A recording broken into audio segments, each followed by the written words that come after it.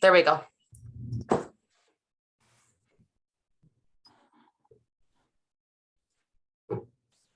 We can begin.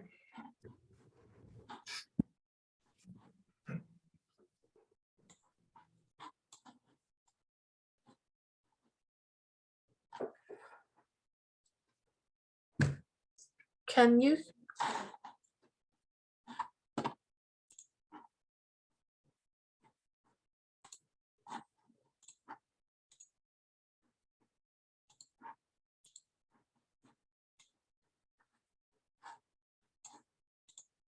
Expressed by individual board members, guests, and the general public are their own and do not represent the opinions or comments of the full authority and the KCCA Board of Directors. Recorded video of the authority meeting is not considered the official record of the meeting. The official record of the full authority meeting shall consist solely of the minutes approved by the full authority. And before we get started, I'd like to welcome Jerry Cribble from the City of London to the board. Welcome, Jerry. Glad to have you here. Are there any declarations of pecuniary interest? Seeing none. We move down to the minutes of the meeting for June 21st, full authority meeting. Any errors or omissions? Not seeing any, so recommendation of the minutes of the June 21st, 2023 full authority meeting be approved. Need a mover and seconders. Todd and Frank. All in favor? Actually, Chair, I do have to do the roll call since Sam is joining online.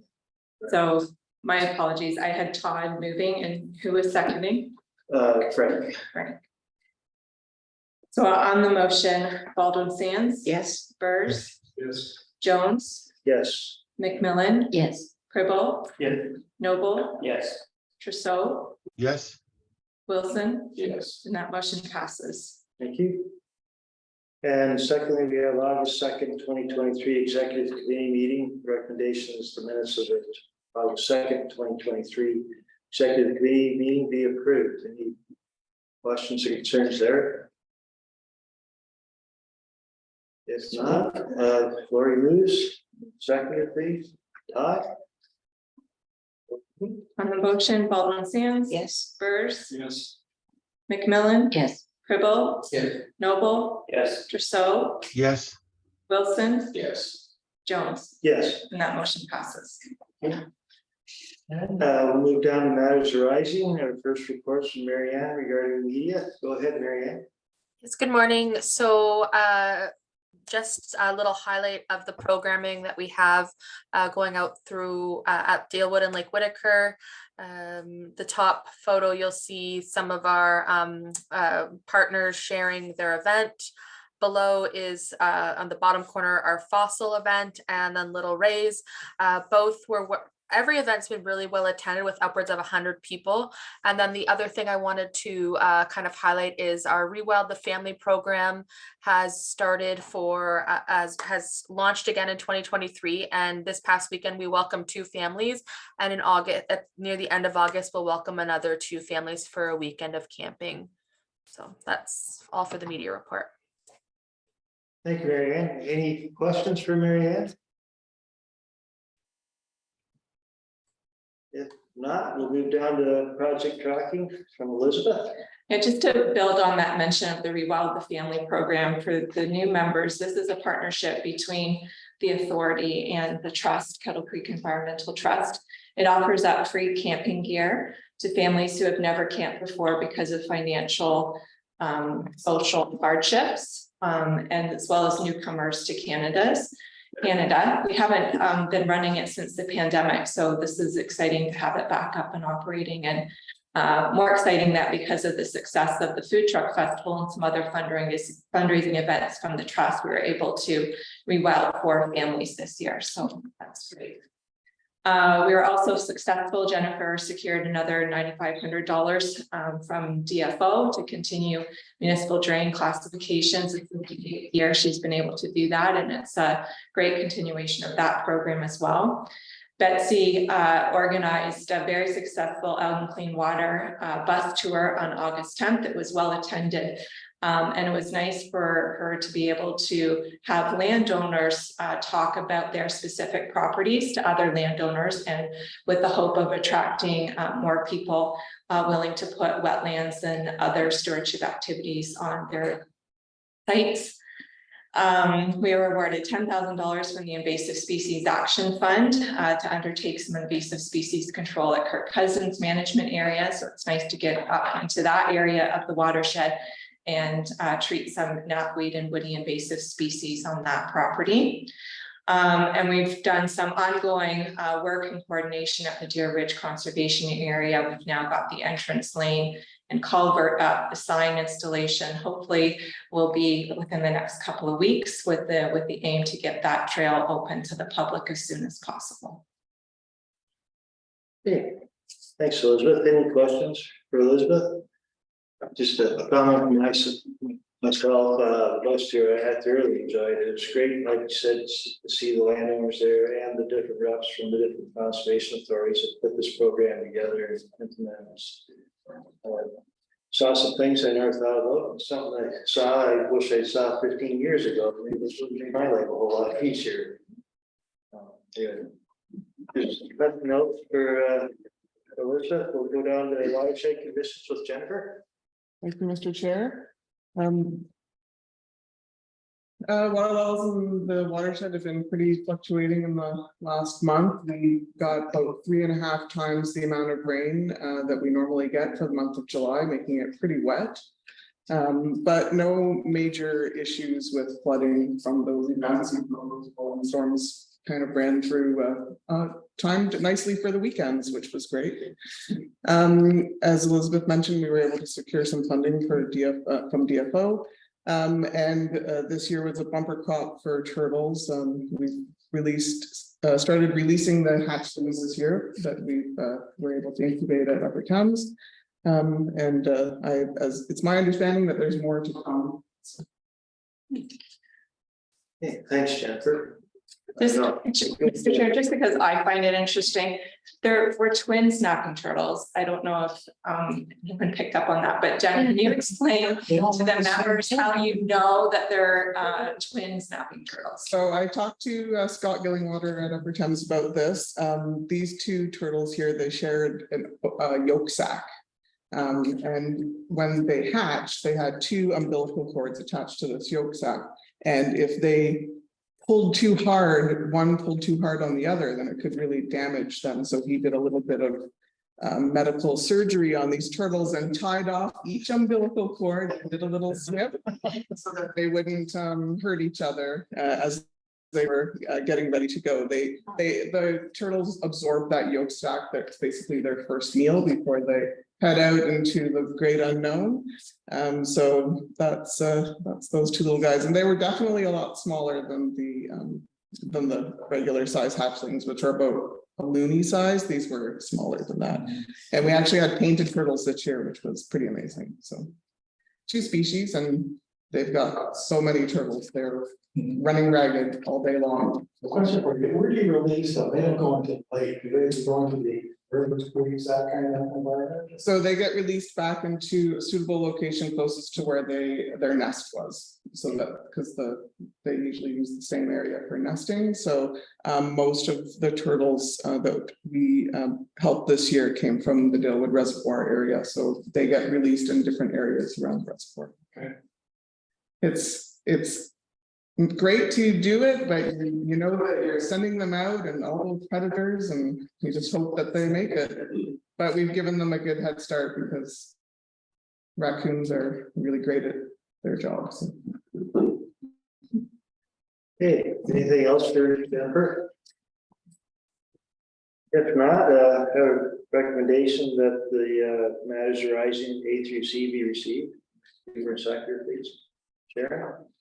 Todd? All in favor? Call vote, please. Alvin Sands, Yes. Burrs, McMillan. Yes. Pribble, Yes. Noble, Yes. Trousseau, yes, Wilson, Yes. and Jones. Yes. And that motion passes. Just a quick comment. I like the professionalism and in the documents, you have the pictures and all that stuff. It's quite good. It's good layout, easy to read. Makes it interesting. Thanks, Frank. So sometimes, our packages can be a little dry, can't they? Well, when you check a few pictures, it makes a difference. But all good.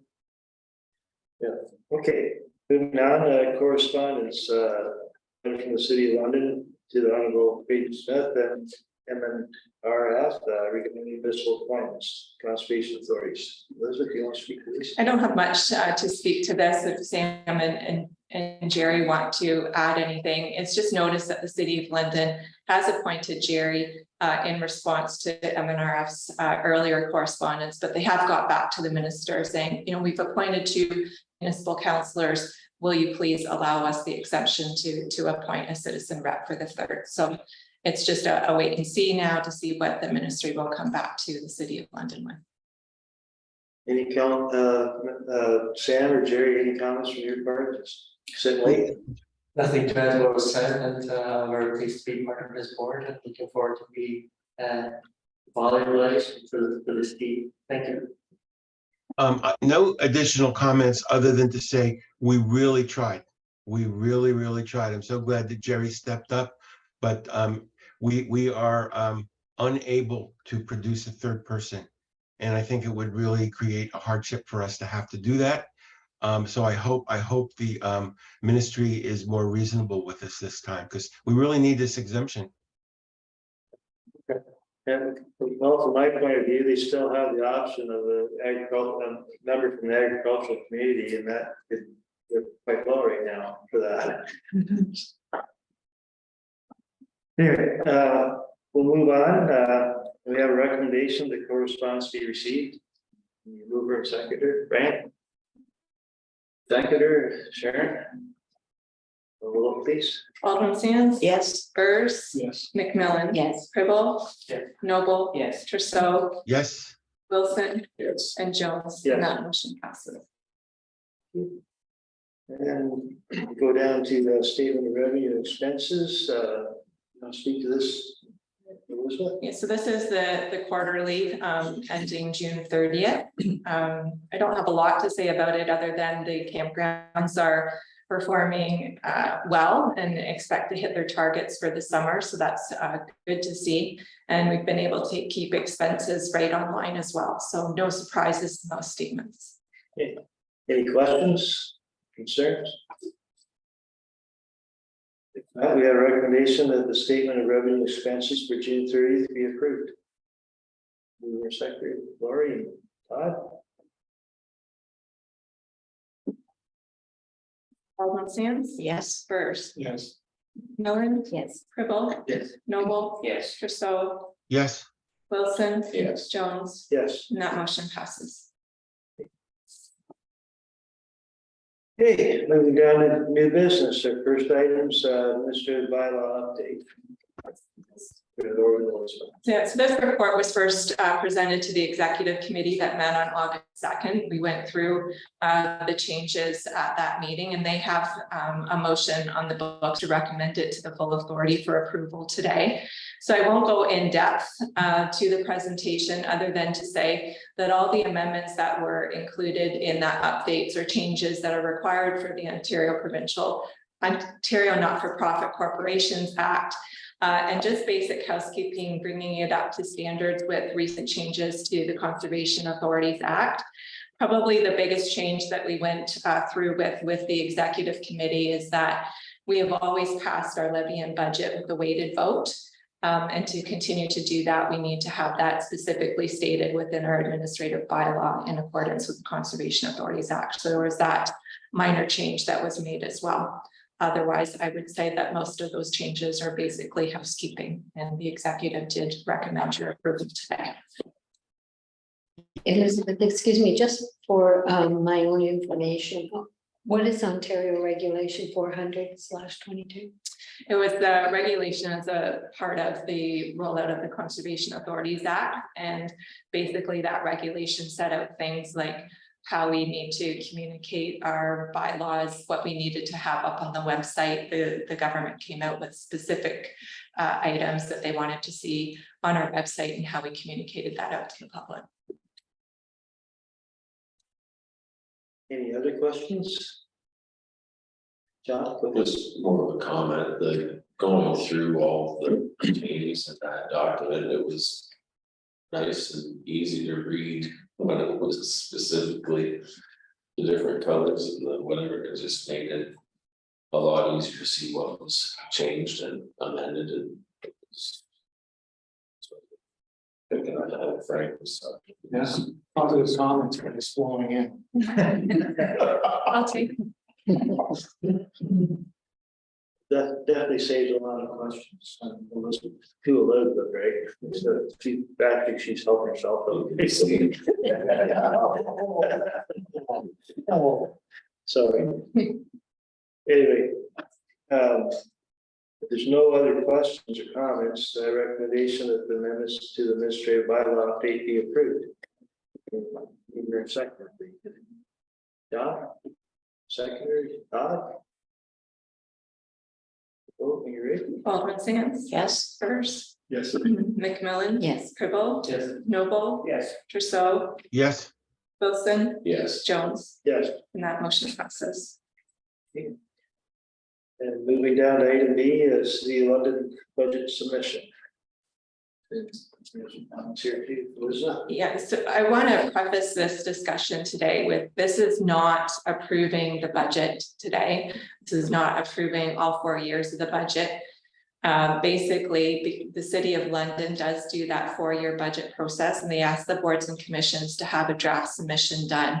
They actually was due yesterday, but I've asked for an extension until today so that we had a chance to review it before submitting it.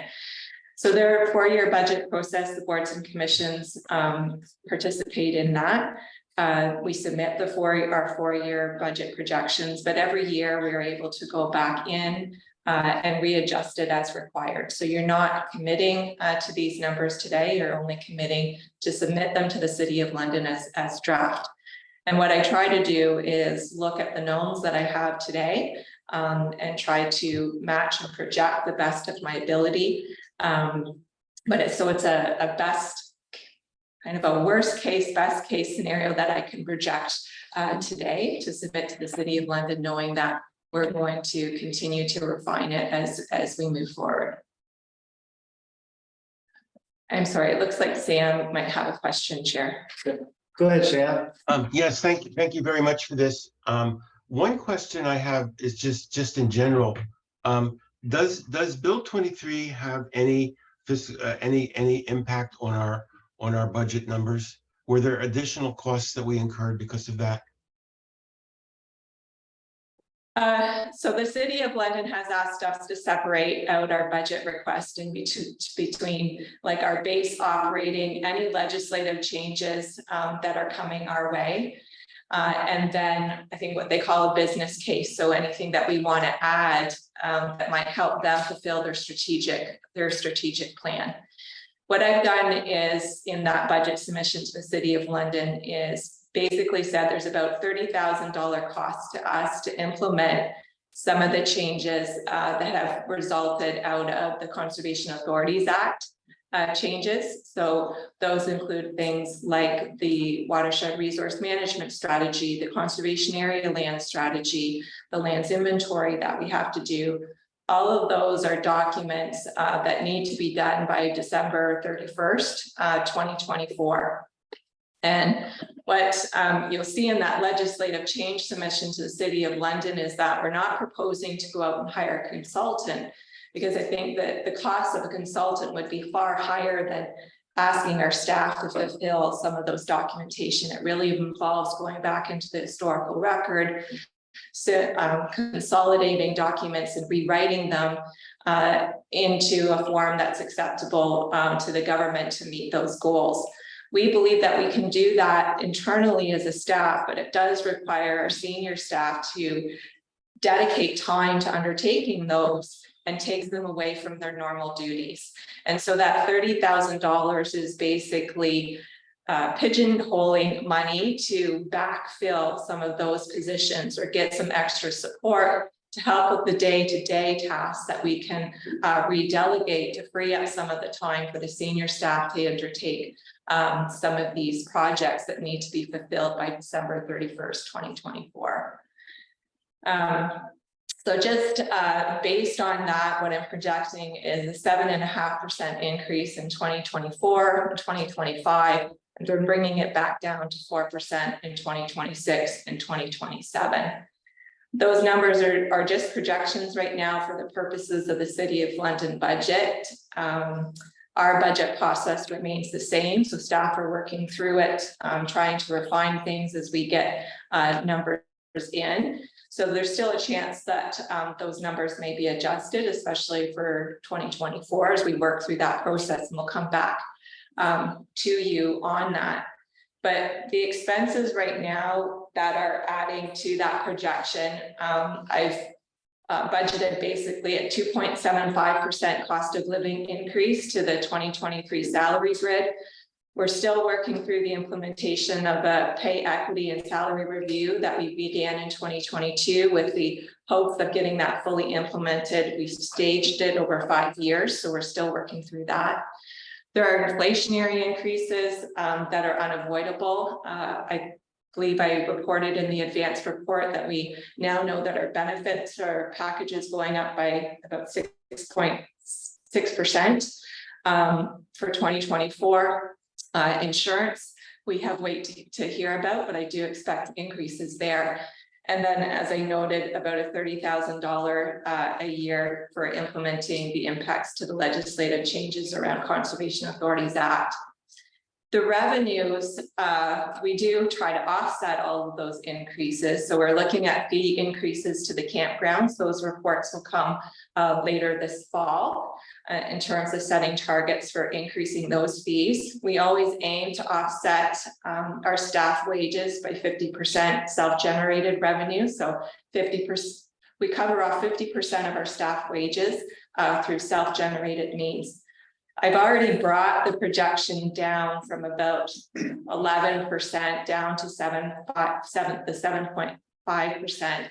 Mainly that was basically scaling back from what I thought we would need to implement the legislative changes from a 10-month contract, bringing it down to a 6-month contract, as well as looking at funding sources to really scale back the request for that 6-month contract and the backfilling that we need to do that. There's also a budget drawdown of operating reserves of about 97,000. Continually to draw down our reserves at that level is unsustainable. It certainly helps out with some pressure points, but specifically around the tree planting program. That's a bulk of where that 97,000 will come from next year to support. That's unsustainable. That reserve is, will be quickly depleted at that level. And so we would need to, over those 4 years, either secure a better stable source of funding for the tree planting program, and staff are working through ideas for that, or we would need to, if we can't source that out, we'd have to look at scaling back the tree planting program to the available resources that we have. So, basically, what I'm looking for today is that motion that we submit those draft numbers to the City of London as part of their process, and that I continue to work through the draft budget with those 7.5% general levy increase in 2024 and 2025, and 4% in 2026 and 2027. And this fall, we would get into the nitty-gritty of looking at those increases as a board and staff. Yes, I'd like to make that I'd like to be the mover of that motion. Okay, thank you, Sam. Lori? I was just letting you know, Sam is Okay. waving his hand. I know the executive committee looked at this, it was definitely sobering. It's got some tough decisions to make over the next few years. It's just part of it. I think it's the right thing that we're doing right now, and we need to soldier on, but going forward, we're gonna have to look for other funding sources, or otherwise that levy is just gonna keep on going up. So to Sam's point, then, Bill 23 has had a definite impact on Most definitely. financing. For sure. Jerry, go ahead. You were gonna say something, okay? No. Oh, no, No, go ahead. I have a couple of questions. So $30,000 dollars, are you doing presenting to City of London as a business case? We're presenting it to the city of Linden as a legislative change, because the only reason we're bringing those backfilling hours on is because of the CA Act changes and the requirements under that. Okay, so it's gonna be part of the business case. It's not part of a business case, it's a legislative change. Okay, and when you say we are committed to these numbers, so my past, which is very short experience, is that originally I'm hearing that if you don't get it into multi-year budget, you are not getting it, and City of London is not gonna focus on it. So I know you said we are not committing to this, but on the other hand, we are really, all the commissions and everyone is doing it by middle, or let's say end of August is the extensions. And then City of London is the treasurer, they're working, CFO, they're working with those numbers. Yeah. So, and then you said, so we are not committing into it, but then in the fall, we are gonna go to the nitty gritty. But from your past experience, 4 years ago, the nitty gritty, is it still time to do that? Because I was kind of told that there's very, very, very little room to.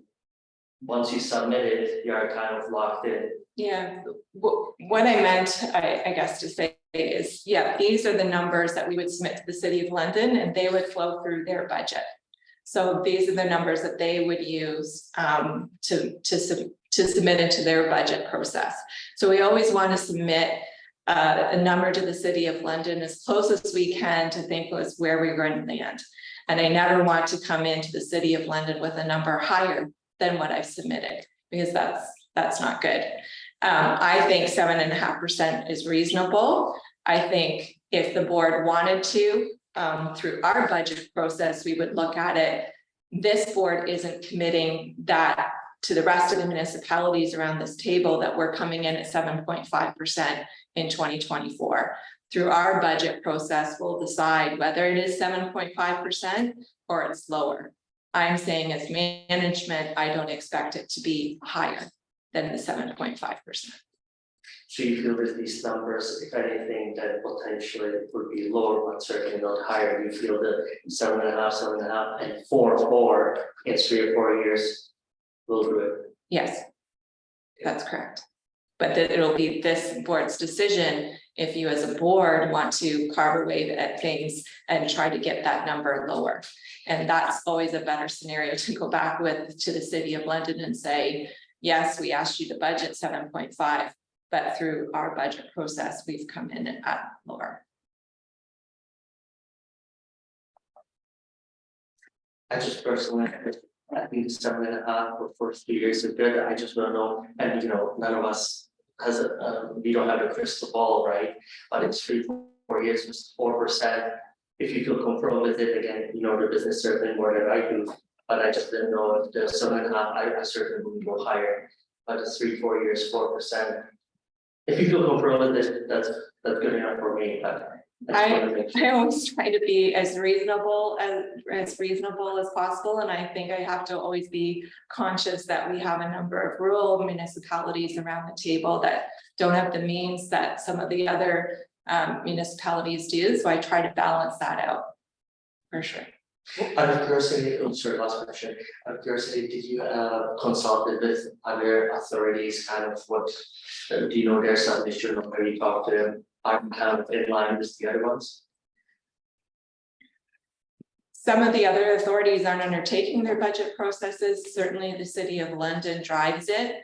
I know, I can't say for sure where the other ones are going. Summer is a very difficult time to kind of do some of that consultation. But as I said, I did come in with as high as 11% to the executive committee. I tried to get that down. I think there was concerns about getting up into those double digits, that wasn't going to sit well with some of the other member municipalities. I do know that some of the other CAs are looking at least early double digits.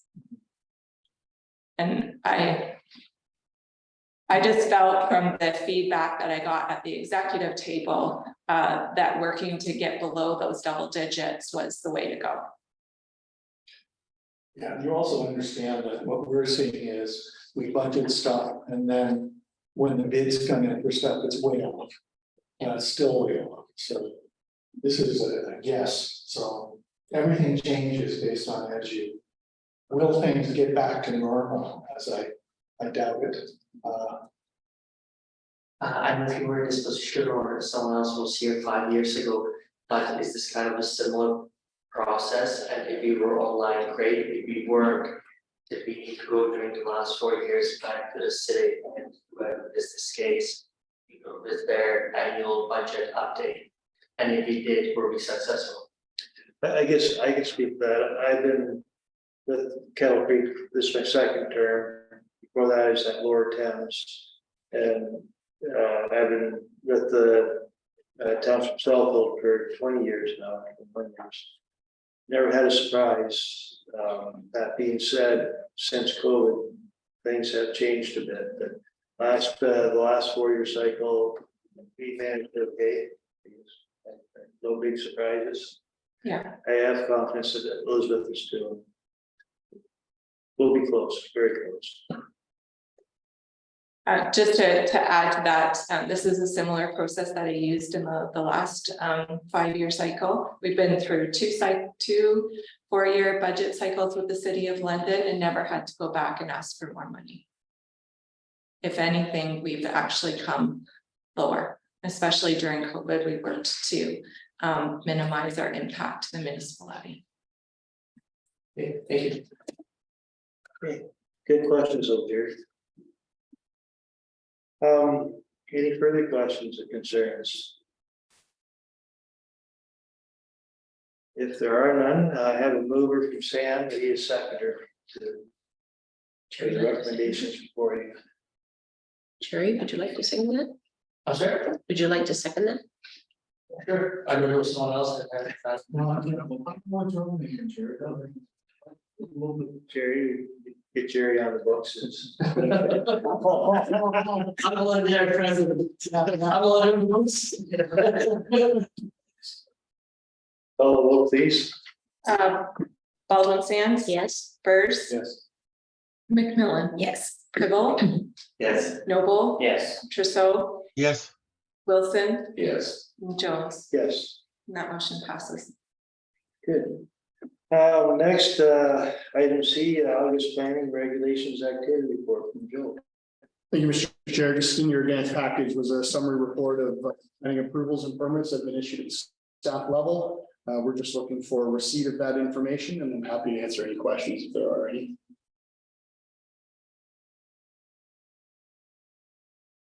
Seeing any? Seeing budget, so we have recommendations, July, August planning regulations activity report be received. Lori, secretary, please. Sharon?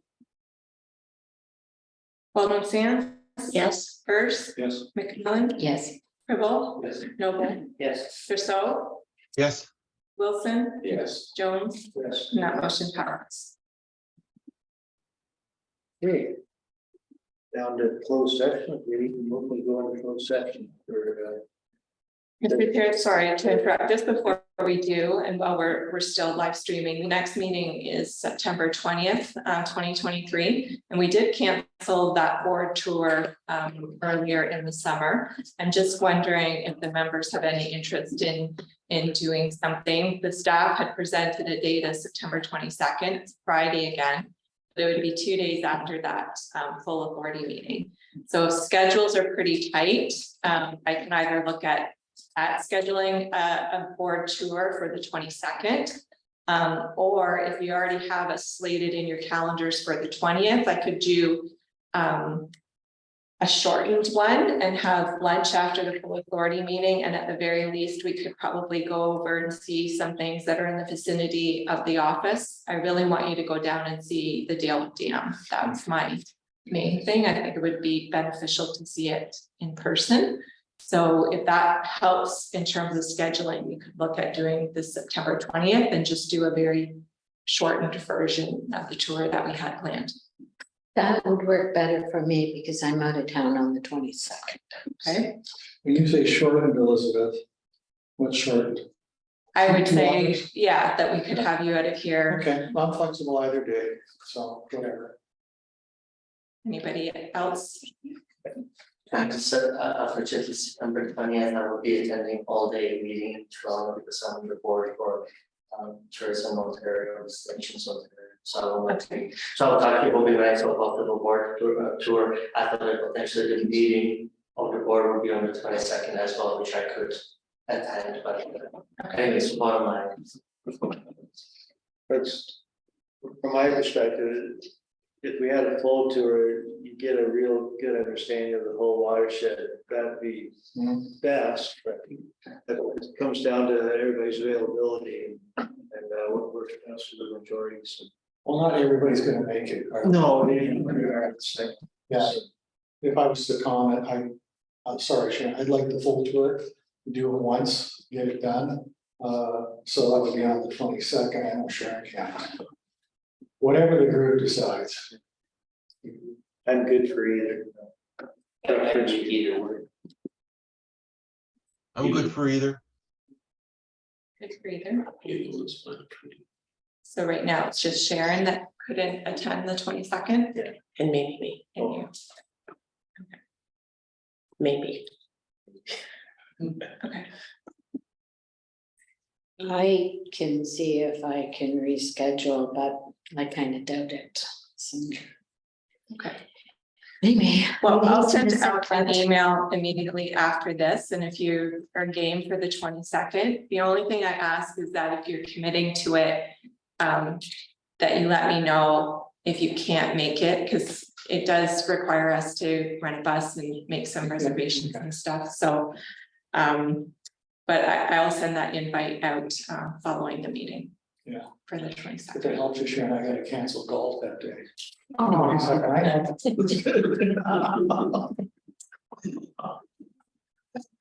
Okay, Okay, so option to go in closed session, it's nothing more than that. sorry, Mr. Chair, I sorry to interrupt you, but we Sure. have the source meeting. Can we do the source meeting and then go into closed? Makes it a little nicer. So we'll adjourn this meeting at 10:35, if I can have a motion for that. Lori, seconder, Bud. Vote please. Actually, it'd just be an intermission of the meeting, so I don't believe that we need a motion to do that. We'll just take a break and go into source.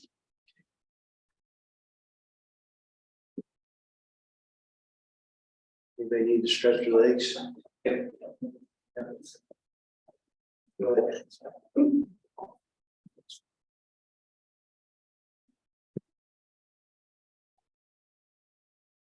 So what's happening out there, John? No need for any wells this year.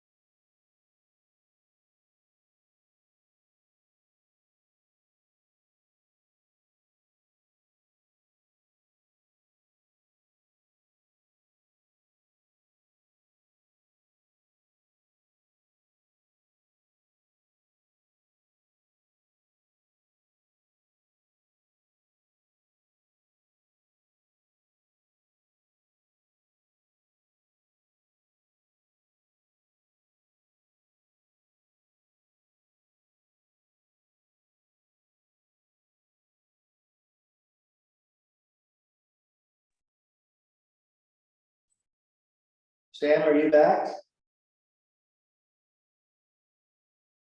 Yes,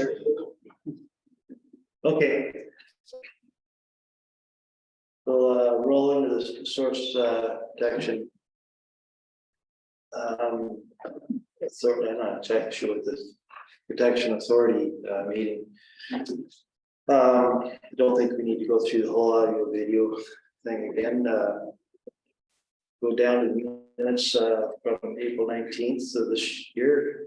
Any things to comment on there, any errors or omissions? If not, I need to move your secretary to approve the minutes as presented. Right. Seconder, please. John. Call the vote, please. Baldwin Sands. Yes. Burrs, Yes. McMillan, Yes. Cribble, Yes. Noble, Yes. Trousseau, yes, Wilson, Yes, Herbert. Or sorry, Jones. Yes. Keep it, that motion passes. And move down to correspondence. Elizabeth, you want to press these? Okay, so just briefly, Lloyd Perrin was sitting on the Source Protection Committee, and he's been a long-term member, an original member of the Source Protection Committee. He stepped down, and so there's a vacancy on the committee right now for the municipalities kind of in our region, the southwest portion of the Lake Erie region. So I'll be working with the Grand River Source Protection Authority to come up with another representative to fill Lloyd's shoes. And then we've also had some vacancies, some public representative vacancies on the Source Protection Committee. So there were ads that went up to that. There was, I believe, a couple of people that stepped forward, and there'll be recommendations going forward to the Source Protection Authority. And we expect to have those positions filled very shortly as well. So some movement on the committee, but staff are working to try to fill those positions. So just an FYI at this point. And that really covers item B as well. Thanks. B is B separate. So Yes, both at the same time. Yeah. Any questions or concerns? The two members that have been approved to the public, I think it both give them credit. Quite well on them. If there's nothing further, recommendations of the correspondence to your chief recommendation. Okay. Lori? Baldwin Sands. Yes. Burrs, Yes. McMillan, Yes. Cribble, Yes. Noble, Yes. Trousseau, yes, Wilson, Yes. and Jones. Yes. And that motion passes. And on to new business, submission of the amended Kill Creek Source Protection Plan. As previously reported to the authority, we have been working through updates and amendments to the Source Protection Plan and the assessment report. That work was completed, and the full package went out for a public consultation from April to early May. There was no additional requests or changes made from the public, so the documents are available to the members on your onboard platform, and their tracked changes were available there.